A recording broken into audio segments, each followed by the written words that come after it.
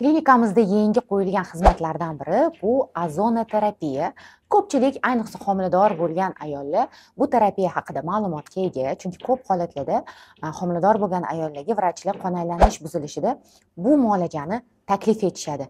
Lekin bizni klinikadagi azonoterapiya apparatimiz boshqa klinikalardan farq etadi. Nimasi bilan? Klinikamizga qo'yilgan azonoterapiya uchun ishlatilgan maxsus apparat Germaniyada ishlab chiqarilgan va u faqatgina xonadagi havodan kislorodni emas, balki maxsus unga biriktirilgan tibbiy kislorod balondan, gaz balondan toza bo'lgan kislorodni tortib oladi, uni azonga aylantirib yoki fizrastvor, ya'ni dorivor suyuqlik tarkibiga yoki bevosita sizni qoningizga yuborilib terapiya o'tkaziladi.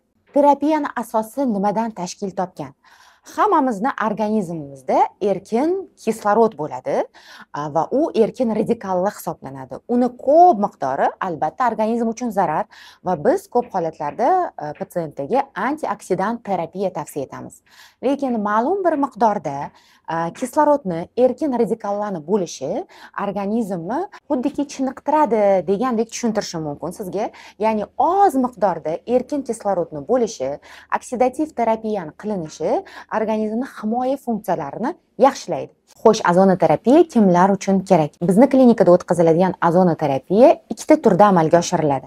Birinchisi bu ko'pchilikka tanish bo'lgan fizrastvor ichiga, maxsus tibbiy suyuqlik ichiga azon haydaladi, lekin u azon ham maxsus tibbiy kislorodniy balon orqali tortilgan bo'ladi va aniq dozirovkada fizrastvor ichiga yuboriladi. Ikkinchi usul esa fizrastvorga emas, balki bevosita sizni qoningizga yuboriladi. Xo'sh, bu qanday qilinadi? Qon tomiringizdan 50-150 mm miqdorda qon olinadi. Shu paytni o'zidayoq qonga kislorod haydaladi va albatta shu paytni o'zidayoq yana shu tomiringizga qon yuboriladi.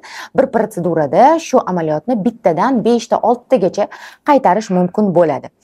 Albatta, samaradorligi jihatidan qonga yuborilgan azonni, ya'ni большая autogemotransfuziya deb nomlanadi, uni samaradorligi yuqori sanaladi. Azonoterapiya kimlarga tavsiya etiladi?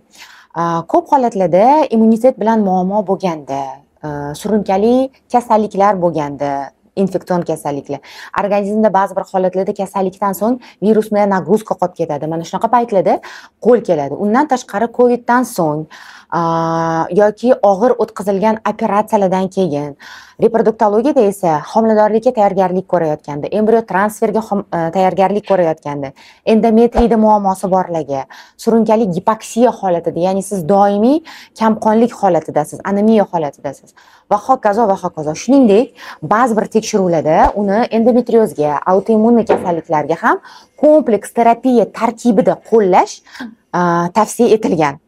Shuningdek, homilador ayollarda qon aylanishi buzilgan holatlarda ham azonoterapiya tavsiya etiladi.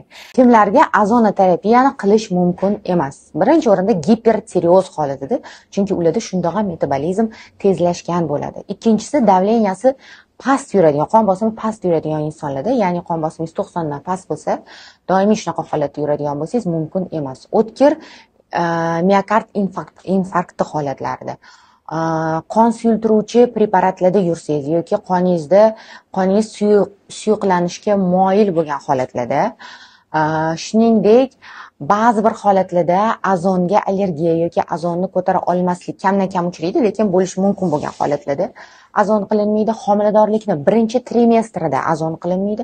18 yoshgacha bo'lgan bolalarga azon qilinmaydi.